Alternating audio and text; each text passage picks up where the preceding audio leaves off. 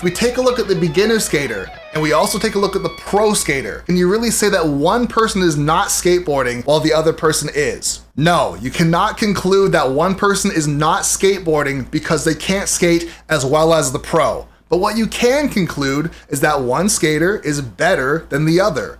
But the reason that they are better is because they are super familiar with the park. They've fallen 1,000 times, and they also got experimental with pieces of the park. Rather than just kind of skating by and taking a look, instead they said, okay, I'm going to break down this rail, or I'm going to break down this ramp, or I'm going to break down this stair set, and try every single thing I can possibly do off of this piece of equipment until I've mastered it. And this is also something that you can do with guitar solos. If you take an E7 chord, for example, what is everything that you can play over that chord? Where a lot of players get caught up is they say it's not worth doing all that work and learning all of that just for one chord. But that would be very similar to saying, I don't want to put all that work into one stair set or one grind rail. It's not worth doing. But what happens is, just like a skater, when they become super comfortable with that rail or that stair set, when they see another rail or another stair set that is very similar, they can just transfer those skills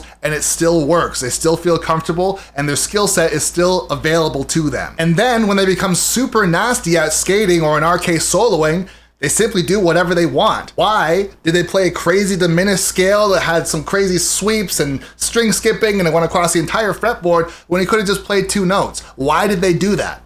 Because they wanted to. That's the improvisation part. Because they could. That's the improvisation part.